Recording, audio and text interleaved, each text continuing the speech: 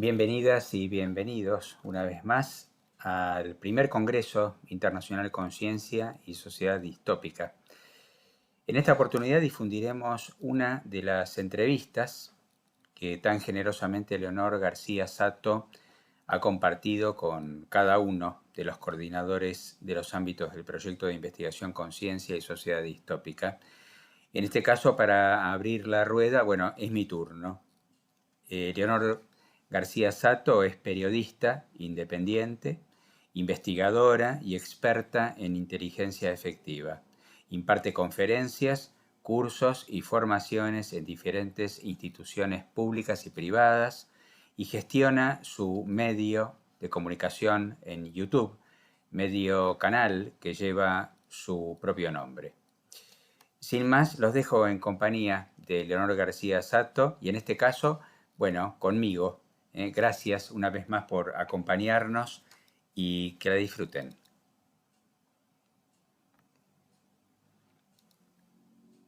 Tenemos hoy a Ricardo Greenspun con nosotros.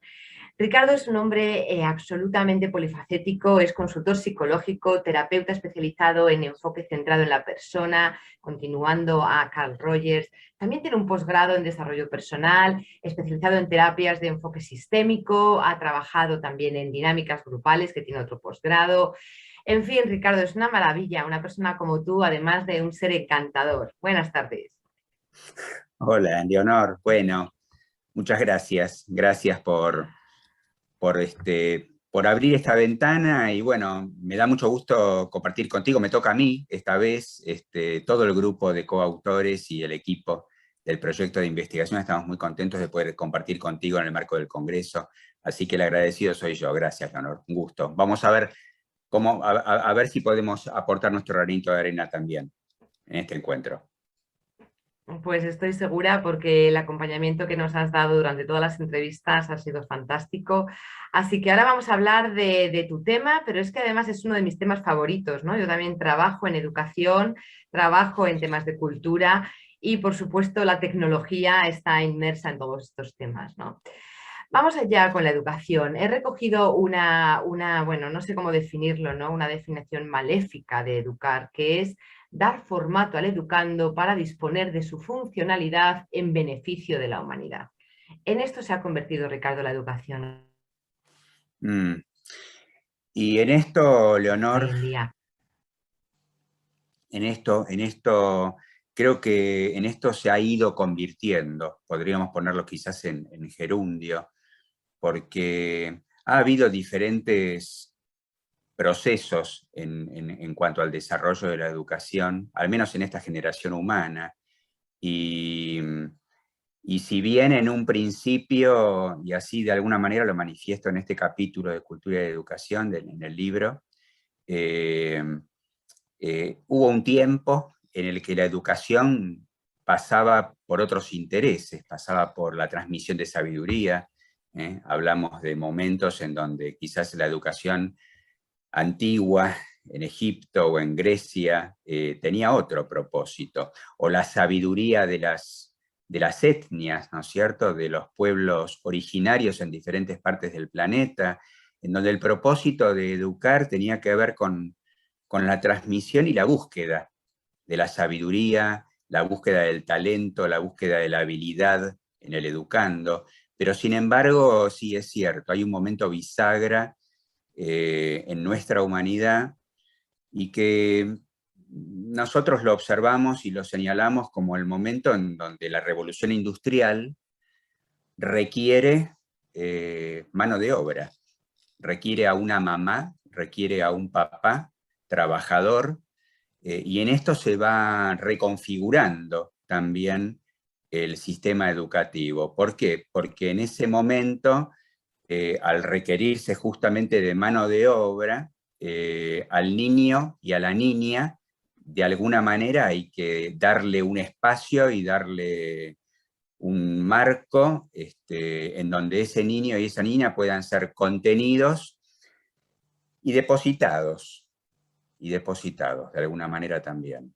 Ahí es donde surge un nuevo sistema educativo, en donde los colegios, las escuelas, en principio subvencionadas por diferentes estados en el mundo, generan estos espacios, pero fundamentalmente ahí entiendo que ya surge otro motivo que se acerca a lo que estás planteando recién en tu pregunta.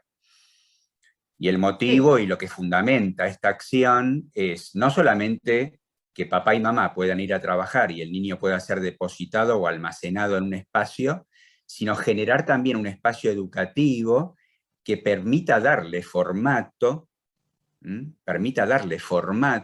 al trabajador del mañana, al trabajador del futuro, a ese niño y a esa niña que después van a ser eh, mano de obra.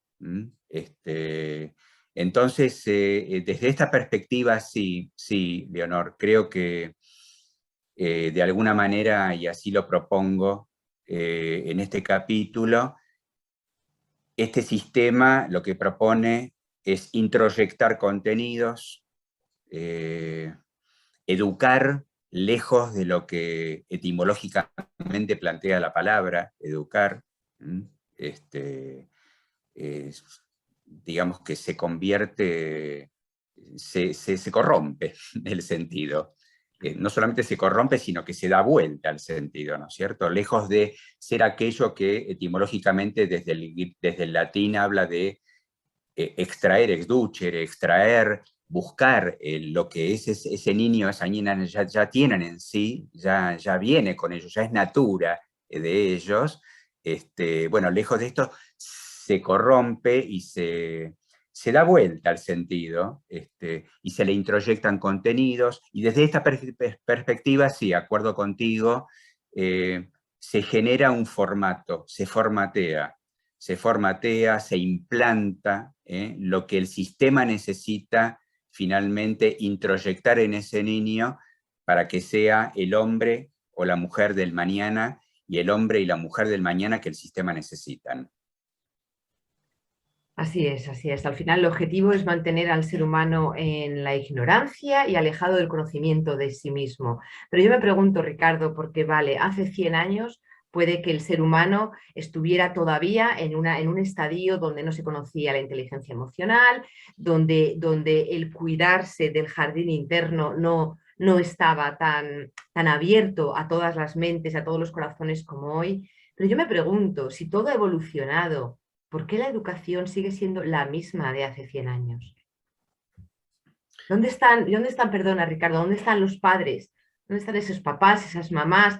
¿Dónde están esos docentes con vocación que ellos se deben dar cuenta? Esto no está haciendo seres humanos felices, seres humanos preparados para la vida. Esto está haciendo, pues esto va tabulando y va creando seres grises que siguen siendo funcionales para beneficio de la humanidad según la cultura, que luego hablaremos de la cultura que se ha creado de la humanidad. Ujú. Bueno, de alguna manera te estaba escuchando y siento que la respuesta está en tu pregunta. Eh, Porque este sentido que en su momento tuvo la educación, y que tenía que ver con preparar, formatear, eh, y, y que para ese momento de la evolución en conciencia de la humanidad era lo necesario, podemos considerar que en estos 100 años todavía sigue siendo necesario para el proceso evolutivo en conciencia de la humanidad que estos sistemas todavía prevalezcan. Eh, yo hoy digo, a ver, la ignorancia en el sentido más puro de la palabra, ¿no? Esto que vos planteaste recién, mantener en la ignorancia. Hoy siento, Leonor, que mantener la ignorancia en uno mismo, el no adentrarnos en el autoconocimiento, ya es una decisión personal, ya no es algo que se nos imponga, a diferencia de lo que sucedía en otras épocas, por supuesto. ¿Y por qué digo esto? Porque la educación no está desprendida de los procesos evolutivos en conciencia de la humanidad, no es algo desprendido, no, es parte del proceso evolutivo en conciencia de la humanidad. Y por lo tanto, también está sucediendo un movimiento en los procesos o en las nuevas formas de educación. Ahora bien, lo que yo planteo y propongo a quienes nos estén escuchando es, hoy, no hace 100 años, hoy, vivir y aprender no son conceptos separados, no son conceptos que se puedan separar, son sinónimos. Habitar la vida, aprender, es lo mismo. El aprendizaje es parte de lo que vamos viviendo, de lo que vamos nosotros mismos procesando en nosotros mismos, de nuestra propia elaboración personal. Por lo tanto, cuando hablamos de los padres, cuando hablamos de las madres, cuando hablamos de los docentes, de los maestros, las maestras, cuando hablamos de quienes dirigen los sistemas institucionales, cuando hablamos de los ministerios de educación, que son los que definen políticas educativas para distintos países o sectores, estamos hablando de diferentes actores involucrados en el proceso educativo. Y la pregunta que me surge es, bueno, ¿por qué todavía, sumándome a tu pregunta, por qué todavía subsisten en los procesos personales, no globales ni colectivos, en los procesos personales de estos docentes, directores, ministros, padres, madres, ¿por qué subsiste todavía esta, entre comillas, necesidad de seguir adscribiendo a ese viejo paradigma? Si hoy sí tenemos conciencia de que no somos un formato y de que no somos solamente un cuerpo físico y que no somos solamente una mente. Si hoy ya sí está disponible ese conocimiento de que somos más que un cuerpo físico, que un cuerpo mental al que hay que introyectarle contenidos y que una mente es más que un sistema operativo, si hoy sí estamos abiertos al conocimiento y está disponible la información acerca de diferentes paradigmas educativos. Hablabas más temprano de Rogers, cuando me estabas presentando, hablabas del enfoque centrado en la persona, que es en sí un paradigma educativo. Y así como mencionamos a Rogers, podemos mencionar a Rudolf Steiner, la antroposofía, podemos mencionar a Montessori, podemos mencionar a las escuelas Reggio, podemos mencionar a las escuelas logosóficas, y cantidad de sistemas y de enfoques educativos que hoy están disponibles, cualquiera puede acceder a ellos, incluso gratuitamente. Sí, pero es muy curioso, perdona Ricardo, que esos sistemas no están homologados. Así que aquí hay un interés claro de que los niños y las niñas vayan al sistema educativo que plantea el gobierno. Porque yo me pregunto, ¿por qué no está homologado una escuela Montessori, una escuela Waldorf? Todas estas escuelas están ahí, están permitidas, pero no están homologadas. Entonces, hay un claro interés de que se siga manteniendo bueno, pues ese educare, ¿no? Frente al exducere que nombrabas antes, de sacar dones y talentos. No, vamos a seguir con el educare, que es guiar, es formatear. Y luego otra cosa interesante, que yo tengo una respuesta porque soy madre y he tenido a mi hijo en el colegio y he vivido el proponer en el aula un cambio de paradigma, el proponer otro tipo de actividades. Y la respuesta que me han dado es, yo fui educado así, tampoco he salido tan mal. Así que hay una inercia, ¿no? Está la creencia de que si siempre se ha hecho así será porque funciona, pero ¿cuándo nos vamos a dar cuenta de que esa creencia es una falacia? Esa creencia nos lleva a una inercia y, por supuesto, a una laxitud en la voluntad. Porque claro que si cambiamos la educación, papás y mamás, a lo mejor tienes que implicarte más. a lo mejor tienes que ir al colegio de vez en cuando a hacer un día de padres, a hacer, bueno, tienes que implicarte más. O sea que yo creo, Ricardo, que esto tiene muchas aristas, ¿no? Que no solamente es, por supuesto, hay un deseo desde arriba de seguir formateándonos. Pero claro, ahí yo no puedo llegar, pero donde sí podemos llegar es a esos padres y madres que ¿por qué llevas a tus hijos a este espacio que van a estar 20 años ahí? Ricardo, es que 20 años son muchos años.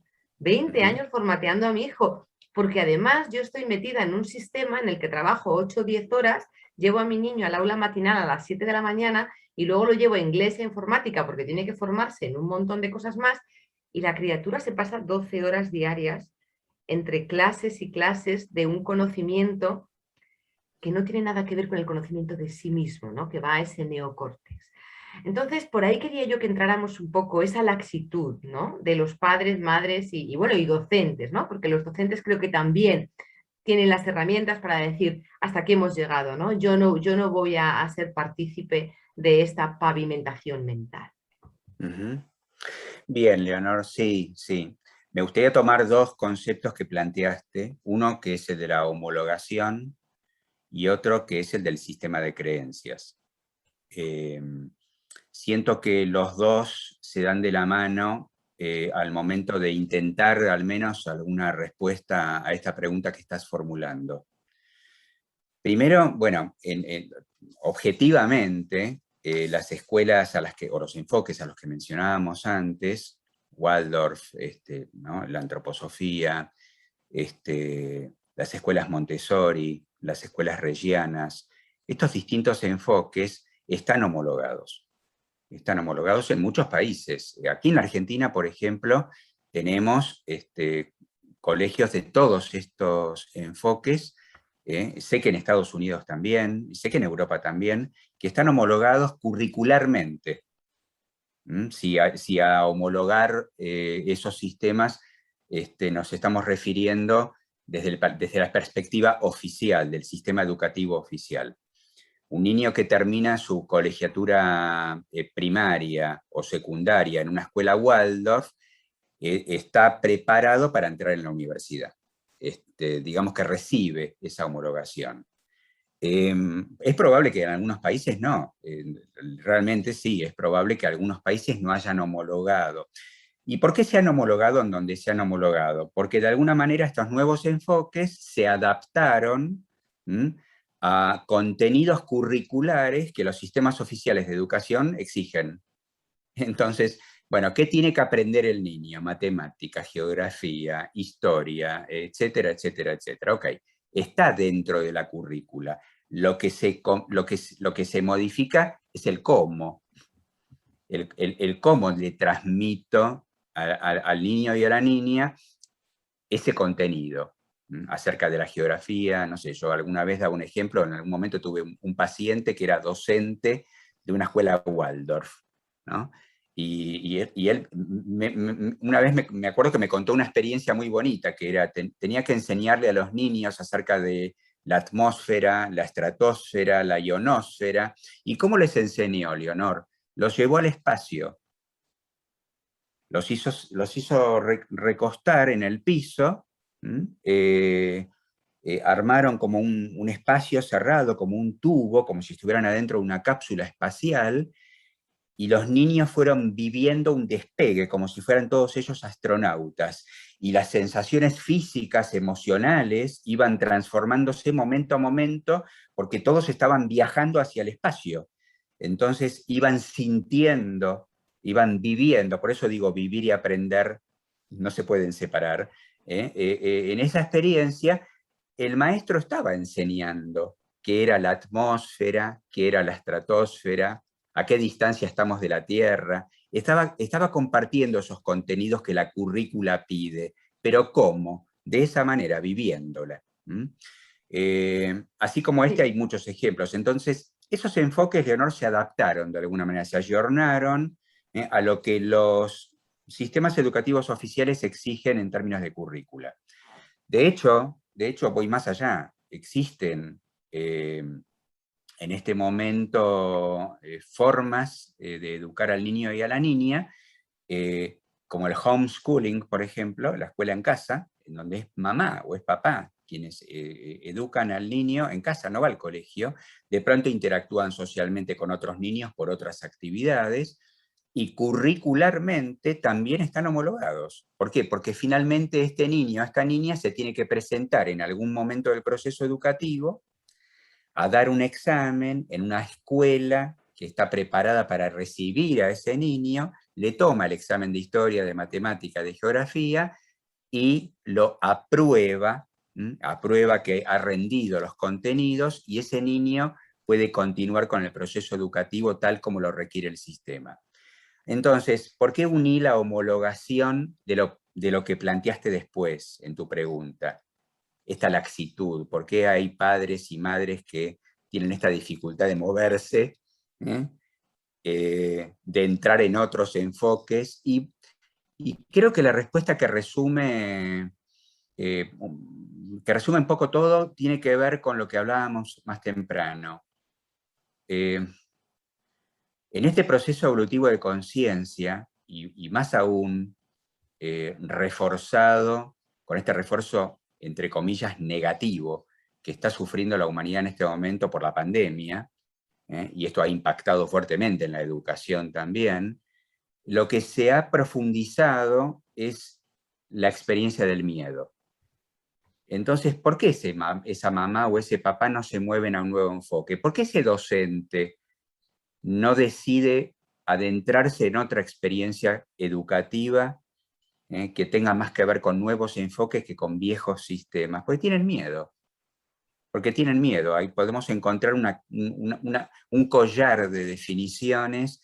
¿El miedo a qué? Miedo a moverme, miedo a transformar, miedo a lo desconocido, miedo al no poder estar presente en el proceso educativo, miedo al cambio de Mi- sistema.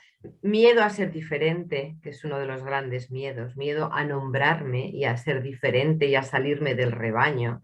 Este es uno de los grandes miedos muy actual, ¿no te parece? Totalmente. Y como acá a lo mejor integro algo del enfoque psicológico, ¿no? Eh, ¿Dónde surge el miedo? El miedo, ¿qué es lo que en nosotros produce el miedo? ¿Cuál es la maquinita que se pone en funcionamiento y lo que produce es miedo? Es nuestra mente. Es nuestra mente. ¿Y qué es nuestra mente? Nuestra mente es un conjunto de facultades cognitivas que nos aporta información, y nuestra mente observa, nuestra mente no vive la vida, nuestra mente justamente es eso, es un sistema operativo que va adquiriendo información, y lo que hace con esa información es producir una emoción. Entonces, esto que decías, no, me tengo que mover, y esto en un proceso terapéutico personal, cuando me tengo que mover de una habitación a otra habitación, y necesito generar ese movimiento porque siento que hay un desacuerdo conmigo mismo, lo primero que sucede es el miedo. Es el miedo. ¿Y cómo va a ser la nueva habitación? ¿Y cómo va a ser el nuevo enfoque educativo? ¿Y cómo va a ser el horario? Entonces, todas estas preguntas, a lo primero, a lo que nos lleva como humanidad, y lo planteo esto para comprender también estos procesos, para ser comprensivos y no juzgar estos procesos internos, lo planteo porque en ese sentido, bueno, sería interesante tomar contacto con el desacuerdo que tengo conmigo. Si hay una mamá, un papá, un docente, o algún ministro de educación que esté en un proceso conciencial interesante, escuchando esto, bueno, que escuchen su desacuerdo. ¿Por qué mantengo un formateo para mi hijo? ¿Por qué sigo educando a un niño para un mundo que no va a existir? ¿Por qué sigo educando a mi hijo y preparando a mi hijo y dándole herramientas a mi hijo que no las va a necesitar dentro de 10 años, que no le van a servir para nada dentro de 10 años, dentro de un ratito? Hoy por hoy los niños que están yendo a la escuela primaria o al jardín de infantes, se los está preparando para un mundo que no van a vivir. Les están introyectando conocimiento para una experiencia que no van a tener. ¿Mm? acá, bueno, nos abrimos también a otra cuestión. Entonces, ¿para qué se los está preparando? Y en ese sentido, alertas, atentos. ¿Miedo a qué? ¿Miedo a qué? ¿A ser diferente? ¿Diferente a qué? ¿Miedo a qué? Si es el miedo lo que en este momento está interrumpiendo mi decisión, si es lo que está interrumpiendo que me abra a una nueva forma, que por el contrario, si es el miedo lo que me está impidiendo que acompañe a mi hijo, que acompañe a mi hija, o que yo como docente me abra a nuevas perspectivas, entonces lo primero que hay que trabajar en uno mismo es el miedo. Mi ponencia en el Congreso, Leonor, tiene un título que es Nada interrumpe el amor. Qué Ese es bonito. el título de mi ponencia de educación. Nada interrumpe el amor. Y creo que es interesante observar esta perspectiva. Nada interrumpe el amor que somos. Nada interrumpe el amor que podemos entregarle al otro. Entonces, cuando digo nada, no hay un ministro, no hay un sistema que pueda interrumpir un proceso educativo en amor. Aliento en este sentido a quienes nos escuchan y agradezco tu pregunta. Cuando observamos en este proceso evolutivo en conciencia de la humanidad, en esta pandemia, que lo que prevalece es el miedo, en todo ámbito, en el dinero, en la política, en lo social, en lo educativo, en la tecnología, en el miedo a lo que va a pasar, lo incierto, la vacuna, la no vacuna, la salud, cuándo viene la próxima ola, qué ola, ola, es un tsunami. Cuando observamos que esto está sucediendo en todo ámbito, bueno, atentos, más aún, se requiere justamente entrar en estos procesos introspectivos, en calma, y observar que de mí depende ser o no ser interrumpido, o que algo se me imponga o no.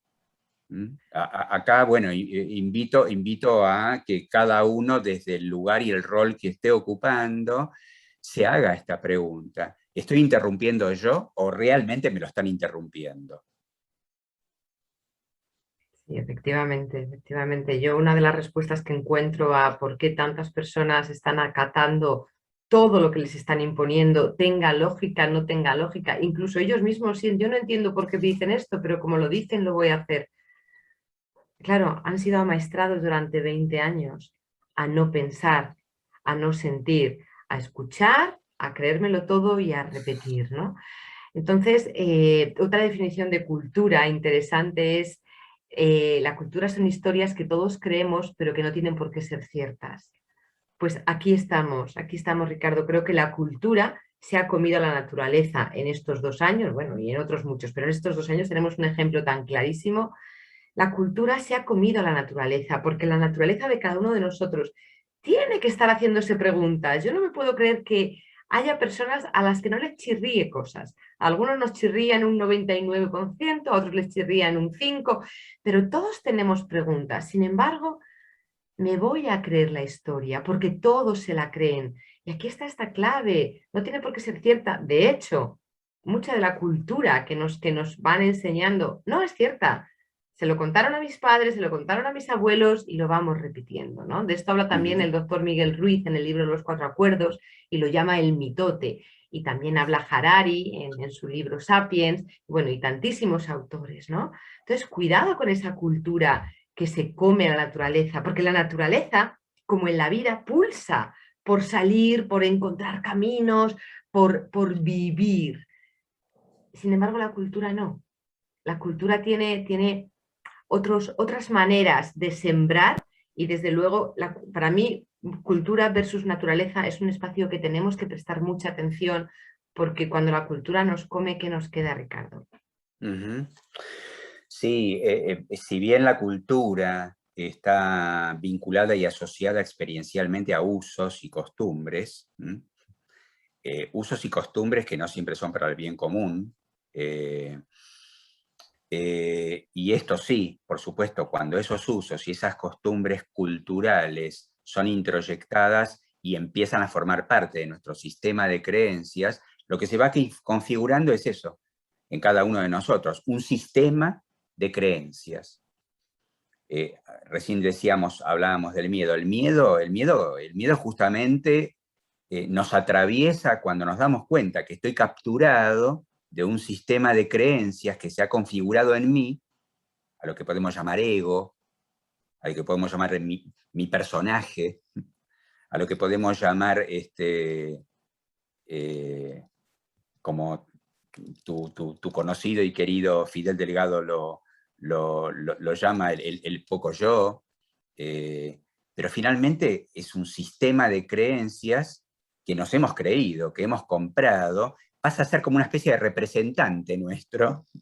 Entonces continuamos y replicamos a través de ese sistema de creencias nuestra cultura. Pero al mismo tiempo recién vinculaste, y me parece interesante señalarlo, Leonor, a la cultura con nuestra naturaleza. ¿Y por qué me parece muy importante resaltarlo y señalarlo? Porque cultura, así como antes referíamos a educación y a su etimología, uno de los orígenes de la palabra cultura es cultivo. El cultivo. Entonces, la pregunta presente es: ¿qué cultivo? ¿Qué estoy cultivando? ¿Cuál es la semilla que estoy poniendo? En mí, ¿eh? ¿Es la semilla actual? ¿Es la semilla actual que está en acuerdo conmigo? ¿O es esa semilla que me sigue imponiendo un sistema de creencias que me terminé comprando en cómodas cuotas? En este proceso de convertirnos en personas, como dice Carl Rogers, que es un proceso necesario, porque si no, no podríamos ser personas. Somos humanos, vivimos la experiencia humana a través de este coche y somos personas. Entonces hay un proceso de convertirnos en personas. Pero Rogers también, en su última etapa, ya siendo muy mayor, escribió un libro precioso que se llama El Camino del Ser. Fue su momento espiritual, justamente. Entonces hay un momento en donde es interesante sacarnos los zapatos y cambiarnos los zapatos y observar que a lo mejor el que está conduciendo mi vida es un piloto automático, es mi personaje o mi representante que terminó comprando ese sistema de creencias con el que ya no estoy de acuerdo.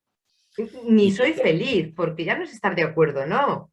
Yo creo que la medida de todas las cosas en mi vida es mi plenitud, mi felicidad, mi paz interior, mi paz mental, mi capacidad de disfrute, si duermo por la noche de un tirón. O sea que ya no es el que lo compré, ahora qué hago, es mirarme, oye, yo no soy feliz. ¿Qué ocurre? Me educaron 20 años, pero ya tengo 40, ya salí de la universidad hace 20. Ahora me toca educarme a mí. O sea, que es que hay una autorresponsabilidad también, Ricardo, que no tomamos, ¿no? O sea, nos han formateado, sí, pero a cierta edad ya tengo la capacidad de darme cuenta de no soy feliz, algo ha fallado aquí. ¿Por qué no entro ahí a buscar qué me está pasando, a acercarme a ese conocimiento de mí misma, que además hoy en día hay tantísimas posibilidades, ¿no? Tú mismo das clases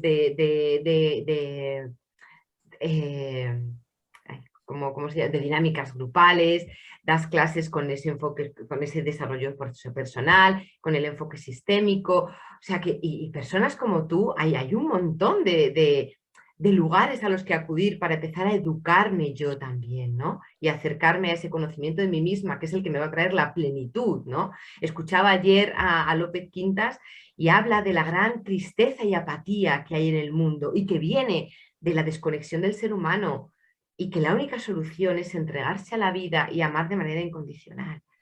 Así que una parte sí tiene la responsabilidad este sistema educativo, pero otra muy grande, tenemos la responsabilidad nosotros. ¿No te parece?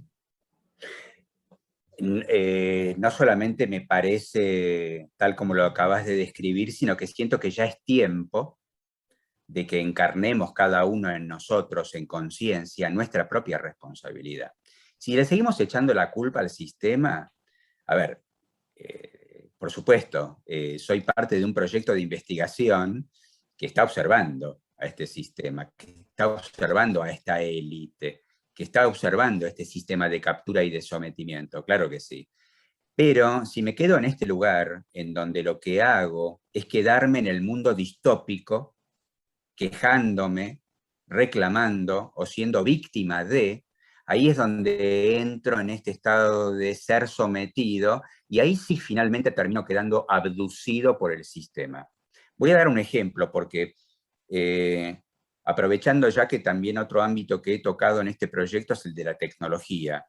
Lo doy como un ejemplo solamente para comprender cómo una herramienta tecnológica puede generar esta experiencia de abducción, de quedarme preso en este lugar que finalmente, tal como dice Roberto Juarros en ese hermoso poema, en donde él describe que nosotros somos los constructores de nuestras propias cárceles.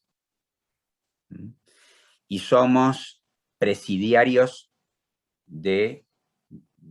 somos presidiarios de nuestro propio presidio. ¿Mm?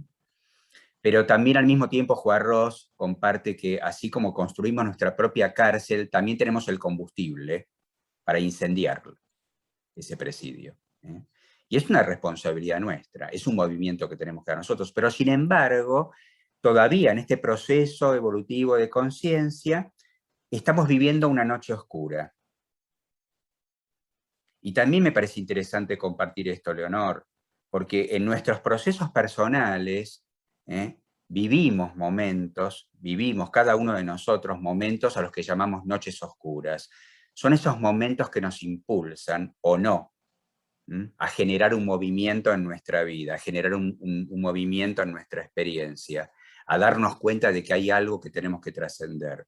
Bien, en ese sentido yo le agradezco acá públicamente a este sistema distópico y le agradezco a este mundo distópico porque también está siendo impulsor en esta noche oscura que como colectivo estamos viviendo, está siendo impulsor de que nosotros decidamos encender una luz en nuestra vida y en nuestro colectivo también. En esto que referías antes de la dinámica grupal, y ahora voy a hablar de esta herramienta de la que iba a hablar tecnológica, pero muy brevemente comparto una experiencia también preciosa que explica un poco la dificultad que muchos seres humanos tienen para encender esa lamparita.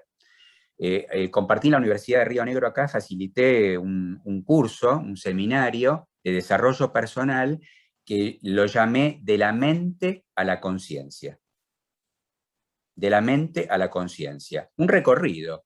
Este congreso tiene como lema de la distopía a la libertad, creando el puente. Entonces, en este curso, de la mente a la conciencia, finalmente no hice otra cosa que proponer crear ese puente. Un puente que va de nuestra mente, de un sistema de creencias, a nuestra conciencia, que es el único lugar en donde habitándolo no hay miedo.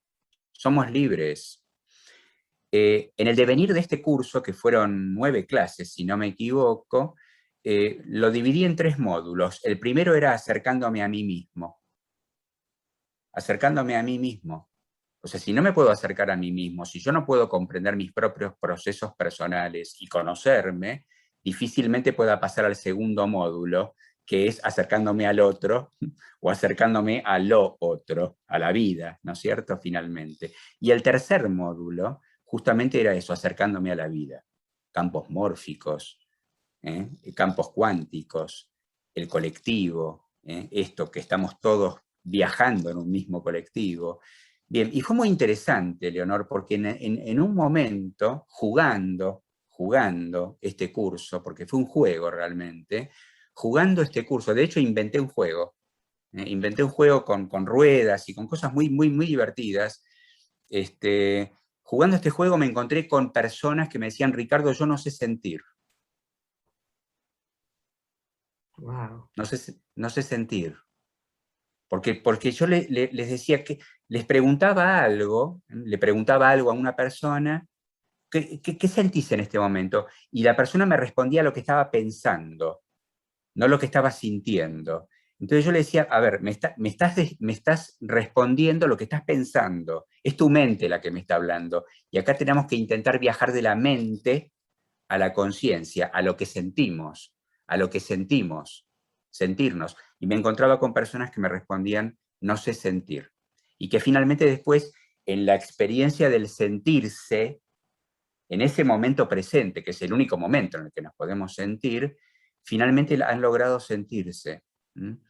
Sin embargo, nos encontramos en este mundo distópico, Leonor, y con esto termino esta cuestión, que intenta responder a veces, bueno, ¿por qué hay una masa crítica que se ha movido y que siente, y que está despierta, y que ha encendido luces, y otra que no, que es la mayoría, de hecho, es la mayoría?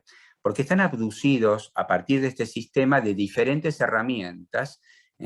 Has conversado con quien habló de la política, de la salud, de la economía. Son herramientas de las que se vale este sistema distópico para mantener en la abducción a la humanidad.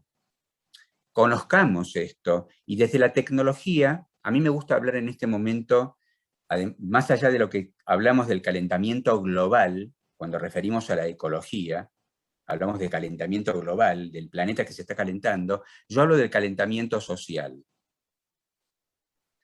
El calentamiento social también está sucediendo. La humanidad se está calentando. ¿Y cómo se está calentando? ¿Y cómo se está calentando en un momento en donde este sistema arimánico, ya no luciférico, que justamente lo que buscaba era calentar, los calentones, no, ahora vamos más a lo frío, ahora vamos a enfriar un poquito, vamos a distanciar, te vamos a poner un tapabocas, al niño y a la niña también, que no se conozcan la cara, que ni siquiera puedan empezar un ciclo evolutivo, los vamos a enfriar, los vamos a enfriar. ¿Y por qué? Porque hay un calentamiento social. Hace pocos días hemos vivido, Leonor, un apagón. Se apagó Facebook, se apagó WhatsApp, se apagó Telegram, se apagó Instagram. Yo estoy observando ese evento. ¿Por qué? Porque las redes sociales son un vehículo de calentamiento social. A través de la red social es donde aparecen los consejos, las contradicciones, las confusiones, las fake news, los miedos, los ejércitos de trolls, los ciberpatrullajes. Calienta, todo eso calienta. La inquisición digital, la censura digital, el feudalismo digital, la información en pocas manos. Hablamos de educación, Google for Education, una plataforma de Google que está planteando los nuevos formatos de educación que ya están presentes. Me gustaría que nos reservemos unos minutos, aunque sea para hablar de utopía también. Pero cuando propongo esto, estoy proponiendo, felizmente también existen redes de empatía, como esta. Existen redes de empatía en donde nos escuchamos. Pero estas redes de distopía, estas redes de distanciamiento, estas redes, lo que promueven es calentar, calentar, calentar. Pero ahora es probable que la abducción al miedo, la abducción a la captura, la abducción de que mejor me quedo en casa, mejor me quedo donde estoy y no me muevo, no sea cosa que me pase algo, es posible que vaya mutando de esto que fue un gran calentón, el de las redes sociales, a esto que siento que va a venir a partir de este momento, que es el enfriamiento, es el distanciamiento. Y atentos, en todo caso, con los apagones, atentos con aquello que nos proponga enfriar a nuestros niños, enfriar a nuestras niñas y enfriarnos a nosotros también, enfriarnos en el miedo, en la indiferencia y en la distancia. Entonces, ¿por qué la gran masa humana está todavía abducida? Porque hay herramientas. Porque hay herramientas todavía en este sistema distópico que son muy poderosas y que influyen fuertemente en estos sistemas de creencias. Y que nos van llevando, con tironeos incluso, del calentón al enfriamiento, del enfriamiento al calentón. Creo que observar estos procesos, esta noche oscura que estamos viviendo, que tiene esta forma, tiene este formato, es muy importante comprenderla, conocerla y saber que somos partícipes necesarios de una experiencia evolutiva de la humanidad que termina con un ciclo que termina. Y mientras tanto, ¿cómo lo vivo? ¿Con miedo? ¿Cómo lo vivo? ¿Frío? ¿Cómo lo vivo? ¿Caliente y peleándome? ¿O lo vivo en acuerdo conmigo mismo en función realmente al ser humano que soy? ¿Voy a descargar mi versión actual o voy a seguir en ese sistema de creencias que se sigue imponiendo en mí? Esa es la gran pregunta que deberíamos hacernos todos los adultos, ¿no? Ya dejamos la educación de los primeros 20 años de vida y nos vamos a la educación como adultos, ¿no? Y ahora que hablas del tema de la tecnología, efectivamente la tecnología es realmente una gran oportunidad, ¿no? Yo recuerdo cuando empezó el primer ordenador, el primer móvil, las de posibilidades que le veía, y ahora me doy cuenta que me ha hecho esclava, que me ha hecho esclava, que no pasa un día sin que me pase por Facebook un ratito y le quiero dar 5 minutos y me lleva media hora, ¿no? O sea, yo le tengo que poner conciencia, ¿no? Yo que trabajo justamente en formación en este tipo de tecnologías, cómo nos abducen, que tengamos cuidado y al final me pongo y me doy cuenta que me han vuelto esclava, ¿no? Digamos, que son más dueños de mi tiempo que yo, ¿no? Sin embargo, la tecnología es una gran oportunidad. Fíjate la cantidad de trabajos tediosos que pueden hacer las máquinas por nosotros para que luego tengamos tiempo para lo que tú estás hablando, para reflexionar, para compartir, crear, disfrutar, para amar. Así que, ¿qué ocurre con esta tecnología? ¿Por qué nos abduce de esta manera? ¿Qué ingrediente adictivo tiene tan grande, Ricardo, la tecnología? Y, a ver, interesante el término que usaste, adictivo. En psicología decimos, en adicciones, decimos que no es adicto el que quiere, sino el que puede. No es adicto el que quiere, sino el que puede. Hay que configurar una personalidad adictiva para que una persona llegue a ese estado de adicción. ¿Y cómo se configura? Se configura a través de experiencias y vivencias personales. Por eso justamente, a ver, si yo quisiera ser adicto a la cocaína, no podría. Si yo quisiera ser fumador y fumar, ser adicto al tabaco, no podría. Si yo quisiera ser adicto al alcohol, no podría. ¿Por qué? Porque sería tal el malestar que me generan cualquiera de esas sustancias. Si yo quisiera ser adicto a las personas o a mi trabajo, no podría. ¿Por qué? Porque me generaría mucho malestar, básicamente. Entonces, ni siquiera podría, ya bajo el rango, ya ni siquiera podría abusar de esas sustancias.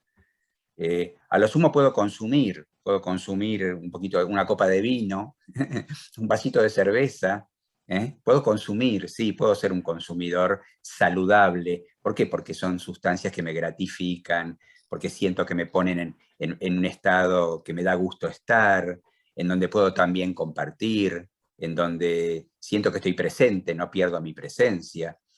El adicto no está presente. Juega un juego de ausencias, no un juego de presencias. Entonces, estas tecnologías, justamente, como bien describías hace unos minutos, Leonor, el estar pendiente del móvil. El otro día, cuando se apagó Facebook, hubo un estado de desesperación, y lo vimos justamente en personas adictas, ¿no? A las celebrities, a las personas que viven de las redes o viven por las redes. Y de hecho en adicciones decimos que una persona es adicta cuando vive por y para la sustancia. Entonces, acá también invito, cuando hablamos de tecnología, que comprendamos que las tecnologías pueden someternos en tanto nosotros permitamos que nos sometan. Si yo encuentro alivio en la tecnología, puedo encontrar también el mismo alivio en el clonazepam, o en el alcohol, o en la cocaína. Porque necesito la sustancia, vivo por la sustancia, y necesito esa sustancia para estar tranquilo, para calmar y mitigar mi ansiedad, para no entrar en estados de angustia. Entonces, va muy de la mano de las neurociencias, y va muy de la mano de los procesos psicológicos de cada ser humano. No por nada la tecnología, si bien es maravillosa, por supuesto, porque nos permite todo lo que nos permite, tenemos cantidades de ejemplos. En educación misma tenemos ejemplos presentes, así como antes hablé de Google for Education, como un ejemplo en donde la tecnología intenta seguir sometiendo o excluyendo al niño y a la niña, o preparar al niño que necesita el sistema. Tenemos también ejemplos en educación en donde se usa la tecnología para el bien común. Cito simplemente como ejemplo a una de quienes va a ser ponente en el Congreso, que es Noemí Paimal, fundadora de Pedagogía 3000, 4000, 5000, que está sacando un libro justamente en próximas horas. Me honró con pidiéndome que le haga el prólogo de su libro.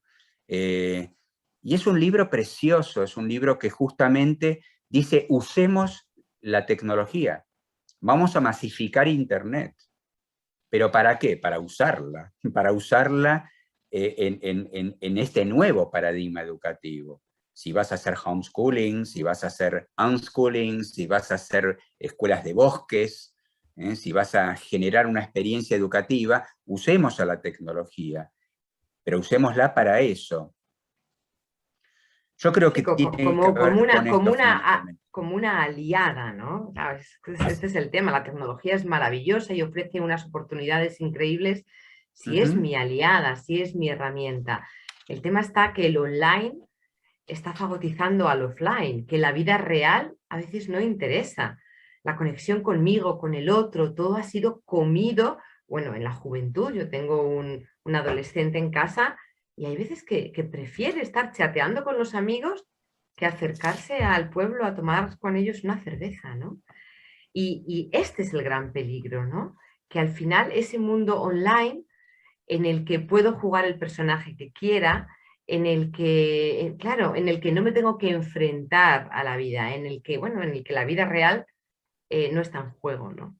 Ese es uno de los grandes peligros, ¿no? Quería también llevar el tema de la tecnología a otro espacio que también está preocupando mucho y bueno, y ahora que además están hablando ya de la cuarta revolución industrial, la pérdida de trabajo, ¿no? Porque la tecnología avance y porque, bueno, pues porque se roboticen muchísimos trabajos. Y yo pienso, Ricardo, trabajos tediosos donde estás apretando un tornillo, donde estás poniéndole la tapa del sándwich a los sándwiches. Bueno, tantos trabajos que hay repetitivos. Qué maravilla que, bueno, pues que se creen robots y máquinas que hagan todo eso y que me liberen para poder dedicarme a otras cosas. Pero planteabas, me parece que lo planteabas tú en tu capítulo de Conciencia y Sociedad Distópica, que se plantea la falta de autoestima, un problema psicológico. Claro, y me quedé reflexionando y me vino a la memoria un refrán que escuchaba de pequeña: el trabajo dignifica al hombre. O sea, esto también nos hemos comido esta parte de creencia de la cultura, el trabajo me dignifica, si no tengo trabajo no soy digna. Pero ¿qué nos estamos contando? O sea, si no tengo trabajo no soy digna. Claro, por ahí, cuanto más horas trabajas, más digno eres. Cuantas más horas le regalo a mi empresa, ¿no? Porque todavía si las trabajo me las pagan, pero ¿cuánta gente hay que les pagan 8 y está trabajando 9 y 10? Bueno, pues no, bueno, lo hago pues porque hay que hacerlo, pero en el fondo se va como orgulloso, ¿no? Porque me dignifica. Entonces, esto es uno de los grandes problemas que yo creo, si la tecnología, pues efectivamente termina por robotizar muchísimos de los trabajos, ¿qué va a ocurrir con este dignificar al ser humano? ¿Con qué nos vamos a dignificar entonces? Mm. Bueno, también va a depender de cómo vivamos nuestra dignidad. Porque como decías recién, Leonor, la tecnología per se no tiene signo. No es ni buena ni mala, es eso, es tecnología. Entonces, dependiendo cómo usemos la tecnología o cómo observemos a la tecnología, así va a ser nuestra experiencia, digna o indigna. Lo digno viene de dignus, y dignus es valor. Valor. ¿Qué valor tiene mi experiencia? Hablabas recién de que el trabajo dignifica. Me vino inmediatamente, cuando lo estabas diciendo, me vino la imagen lo que había escrito en la entrada del campo de concentración de Auschwitz. En la entrada de hecho está todavía. En el campo de concentración de Auschwitz, cuando uno entra, arriba dice, el trabajo libera. Y también me gustaría unir todo esto con Víctor Frankl. Ahora vamos a llegar a lo tecnológico, Leonor, pero siento que todo esto se entrama de alguna manera. Víctor Frankl estuvo en Auschwitz, fue prisionero de Auschwitz. De hecho, en el campo de concentración, él dio origen a ese enfoque psicológico que es la logoterapia, ¿no? El enfoque del sentido. Qué increíble que una persona dentro de un campo de concentración a punto de ser asesinada tenga esta libertad interna, esta dignidad, esta ausencia de miedo, para poder crear un enfoque que hable de la libertad y de la libertad a partir del sentido que tiene la vida de cada uno. Entonces, de hecho también creo que lo cito a Frankl. Cuando hablamos de inteligencia artificial, cuando hablamos de robótica, de cómo se va a usar la tecnología en los próximos años, si el uso de la tecnología va a generar desempleo, si hay personas que van a quedar sin trabajo. Siento que ahí, bueno, se entremezclan e intervienen diferentes factores, y de hecho de diferentes vertientes, porque hay vertientes que a la hora de hablar de inteligencia artificial o de robótica o de transhumanismo, van por un lado y otras que van por otro, si bien todos consideramos lo mismo, que sí, que se está yendo en esa dirección, en la dirección en la que nos podemos encontrar con que el uso de la tecnología vaya en la dirección de reemplazar al humano o reemplazarme a mí mismo y convertirme en máquina. Sí, claro que sí. Pero al mismo tiempo, bueno, siento que esto nos plantea un desafío enorme, un desafío personal también, porque ahí es donde aparecen como alternativas propuestas que tienen que ver con, bueno, entonces vamos a despoblar. Vamos a despoblar. No sé, lo dijo Bill Gates, ¿no? Lo dijo Lagarde cuando era presidenta del Banco Mundial. Bueno, es necesario reducir a la población mundial. Bueno, hay un paradigma que va en esa dirección. Entonces, quizás quienes van en esa dirección, lo que están proponiendo es, vamos a generar un sistema en donde la economía se sostenga y en donde el ser humano tenga trabajo, y el trabajo que va a tener va a ser un trabajo para el cual vamos a necesitar a 4.000 millones de personas, no a 10.000, que es aparentemente el número de seres humanos a que podemos llegar en este ciclo, en esta generación humana. En ese sentido, bueno, podemos observarnos y decir, bueno, va en esa dirección, la tecnología está yendo en esa dirección, en donde necesita, además de generar estas herramientas, despoblar.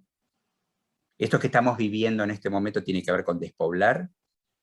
¿Vamos a vacunar niños y niñas o vamos a dejar de educar niños y niñas para despoblar, para mantenerlos en la ignorancia? Es que quizás la tecnología en ese constructo, en ese paradigma, que hoy por hoy todavía es un paradigma virtual, que hoy por hoy, si bien se está avisorando, y antropólogos o historiadores como Byung-Chul Han o Harari, que citaste antes, están observando esa perspectiva,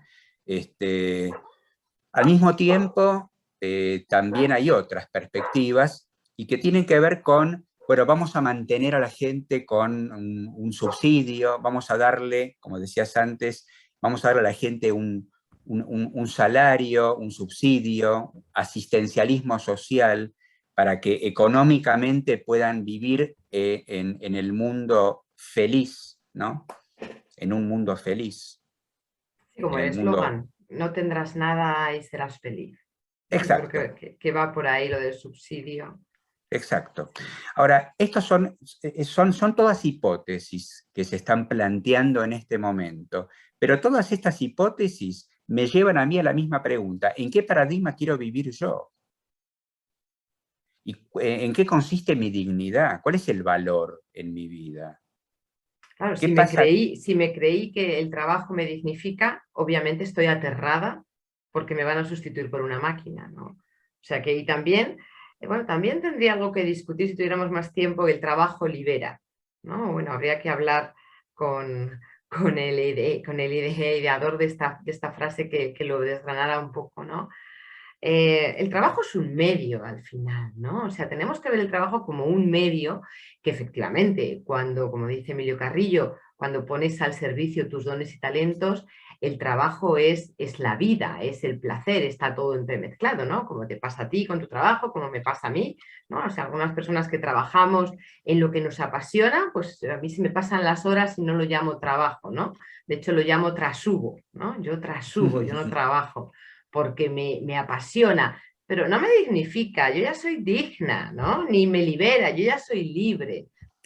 Por ahí quería yo matizar, porque forma parte de esta cultura de la que hablábamos, forma parte Ujú. de esta educación, o sea, que lo que quiero es que engranemos la tecnología, la cultura y la educación, que están muy ligadas las unas a las otras, pero que hay frases como esta que te confunden y que si te la crees, estás perdido porque se avecina una tecnología que nos va a sustituir. Y entonces, si me he creído que me dignifica el trabajo, estoy absolutamente aterrorizado, ¿no?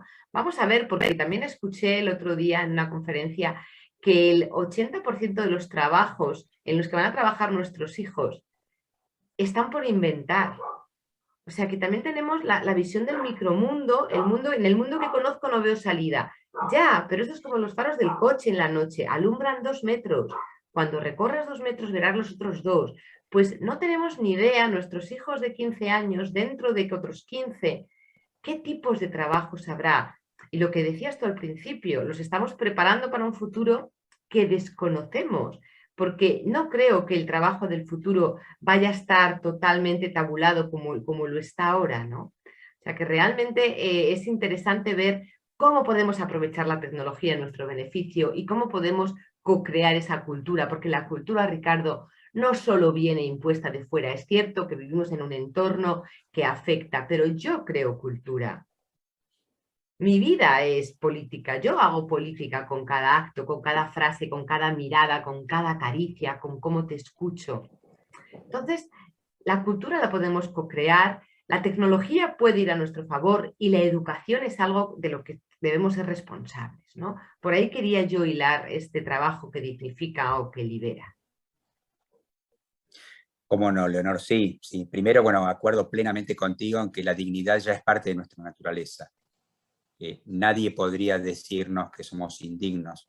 Cuando en un momento en España surgió el movimiento de los indignados, eh, lo observé como un movimiento de disidencia muy interesante, como una manifestación muy interesante, pero sin embargo me dio cierta pena que se llamen a sí mismos indignados, eh, porque era como estar asumiendo que no estaban encontrando en sí el valor que tienen, el valor que tienen y que por supuesto necesitan manifestar, de hecho lo han hecho. Eh, Así que acuerdo plenamente contigo en ese sentido, que la dignidad es inherente a nuestra humanidad. Asumir esto es responsabilidad de cada uno también, por supuesto. Pero en ese sentido también, para entramar un poco esto de la tecnología, la educación y estos tiempos que se avecinan, eh, yo creo que lo que me surge es invitar a una observación en donde podamos neutralizar un poquito más nuestras emociones.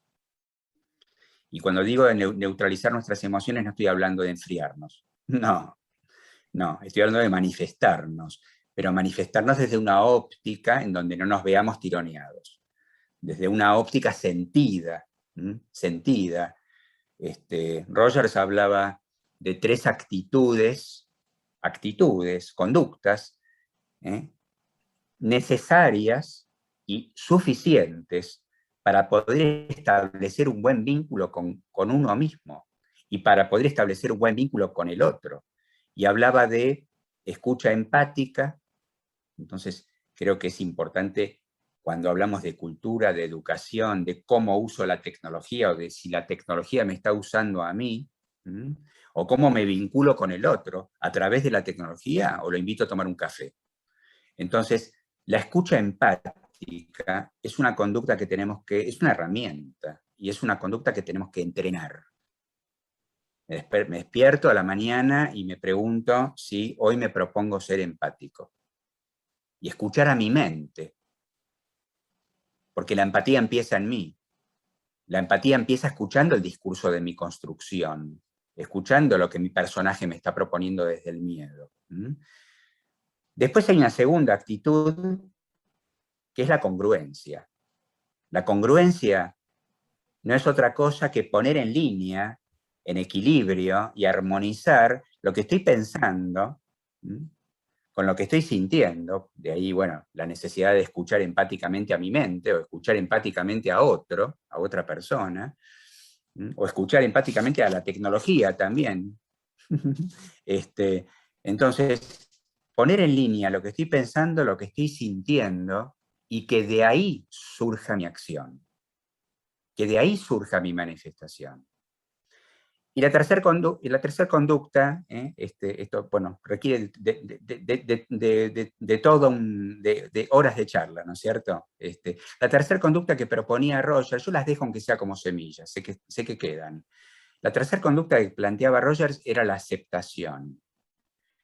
Y la aceptación, diferencio, no es estar de acuerdo. Es aceptar que la experiencia del otro, o que la tecnología me está proponiendo, o lo que este mundo distópico me está proponiendo, es lo que me está proponiendo. Y lo acepto. Lo acepto no significa que esté de acuerdo. Entonces, si no estoy de acuerdo, tengo que poner en práctica y manifestar mi desacuerdo. ¿Y cómo lo manifiesto? En el libro, Leonor, yo cité a diferentes autores y en el capítulo de Cultura y Educación le di y traté de integrar algo de la belleza de otros autores, escritores, poetas, novelistas. Me viene en este momento, así como compartí más temprano a Roberto Juarros, acerca de ese presidio que puedo realmente incendiar porque tengo el combustible, y es lo que en todo caso voy a manifestar cuando no estoy de acuerdo con lo que la tecnología me está proponiendo. Ahí está mi libertad última, la de Frankl. Ahí está mi libertad última, la que encuentro en mí en este momento. Ahora, me actualizo. Esta soy mi versión actual, mi versión 4.0, para ponerlo en términos tecnológicos, es la que descargo yo en mí mismo, no es la que me están descargando. Me gusta citar también a Borges, cuando planteó que no nos une el amor, sino el espanto. Entonces, si lo que me está uniendo con vos, contigo, persona, contigo humano, contigo tecnología, si lo que me está uniendo es el miedo, si lo que me está uniendo es el espanto, no quiero que me una eso, que nada interrumpa el amor. Y esto es una decisión personal también.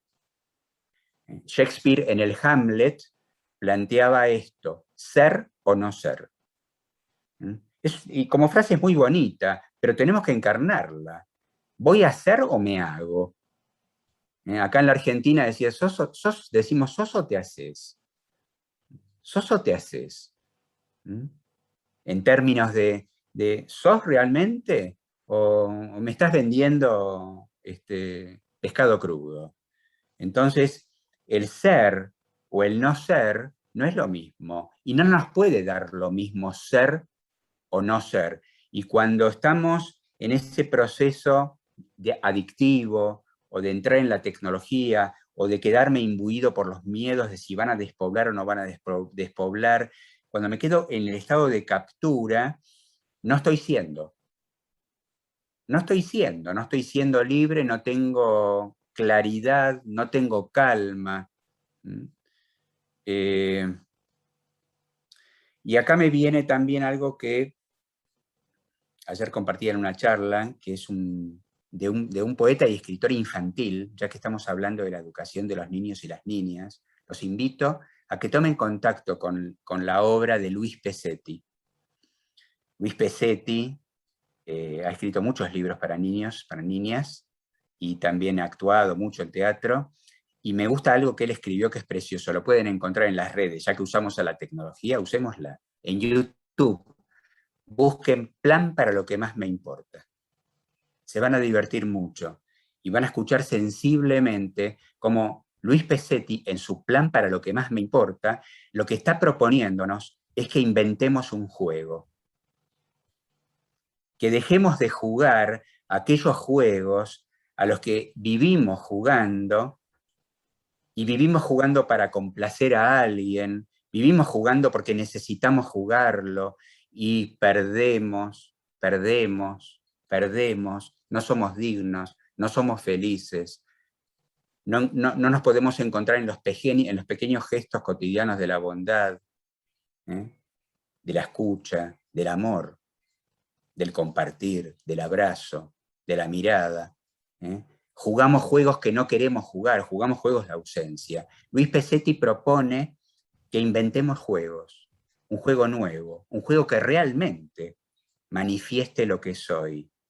La vida nos va a ver, la vida nos va a ver jugando, podemos usar la tecnología incluso para jugar ese juego. Noemí Paimal propone jugar a una nueva educación, propone jugar a una nueva educación divertida, a una nueva educación amorosa. Ya está presente también, búsquenla, búsquenla, hagan esta tarea, investiguen un poquito, está disponible. Ya hay una nueva educación, te podés educar junto con niños de Groenlandia, incluso vas a aprender otros idiomas, podés cocinar, aprender a cocinar y cocinando aprender matemática con niños de Australia o de España o de Argentina. Podemos entramarnos en esta red. ¿Cómo usamos la tecnología entonces? ¿A qué juego jugamos? Porque si jugamos el juego para el plan, para lo que más me importa, entonces estaremos cerrando este ciclo, que finalmente se va a cerrar. Esta es dependiendo de cómo lo observes, es la buena o la mala noticia. Este ciclo se va a cerrar. Es la buena, Ricardo, y además seremos los protagonistas de la nueva humanidad, seremos los protagonistas de nuestra nueva cultura. Realmente está todo por hacer, porque está claro que no sirve, que esta casa se cae, que este mundo no sirven los paradigmas. Y ya somos demasiados los que nos hemos dado cuenta de que no, esto no. Y por ahí vamos creando. Estoy deseando escuchar tu ponencia y las otras ponencias, bueno, de educación, de cultura, de política, todas, porque ha sido un verdadero placer compartir con todos vosotros. Estoy muy agradecida por todo lo que he aprendido. Realmente esta pandemia me ha dado la oportunidad de conocer personas bellísimas por dentro y por fuera, pues como tú, Ricardo. Te agradezco muchísimo este ratito compartido y gracias por impulsar la vida, ¿no? Por ser mensajero de vamos allá, vamos a jugar, plan para que, ¿cómo era? Vamos a repetir lo que nos has recomendado. Plan para lo que más me importa. Eso, vamos a diseñar un plan para lo que más me importa. Vamos a dejarnos inspirar por este vídeo, vamos a escuchar también a Noemí y todas las ponencias que tenemos en un par de semanitas. Cuéntanos un poquito, ¿el congreso cuándo comienza? El comienzo está previsto para el día 2 de noviembre. De hecho, comienza con el ámbito de cultura y educación, y los ponentes en el ámbito de cultura y educación, bueno, van a ser Noemí Paimal. Tengo un minutito, te digo el título de la ponencia. Vale. La ponencia de Noemí Paimal es una educación con conciencia para la sociedad del futuro ahora. Muy bien, muy interesante. Esto va a suceder el 2 de noviembre. El otro ponente de Cultura y Educación, además de la ponencia mía que ya mencioné, es el licenciado en Psicopedagogía, terapeuta también, y especialista en capacidades diferentes, en educación, que es el licenciado Sebastián Schneider Maruri, y el título de su ponencia es Nueva Habitualidad. la invitación a una nueva forma de habitar y de habitarnos en la nueva humanidad. Interesantísimo. Y Y la esto, bueno, tuya, la se tuya va a llevar el mes de noviembre, todas las ponencias de todos los ámbitos. Comienza el 2 de noviembre y durante todo el mes estaremos compartiendo con quienes se inscriban. Bueno, de hecho, esta conversación va a estar dentro del marco también del Congreso, y la en tuya, Cultura y por Educación. último, Ricardo, ¿cómo se titula tu ponencia? Nada interrumpe el amor. Con esa frase me quiero quedar. Nada interrumpe el amor. Que así sea, así es y ya está hecho. Muchísimas gracias, Ricardo, por este ratito y por todo lo compartido en estas semanas. Ha sido un verdadero placer y un verdadero honor compartir con todos vosotros. Gracias, Leonor, igualmente. Gracias. Para mí es entramar contigo todo esto que estamos compartiendo. Así que un gusto enorme. Muchísimas gracias.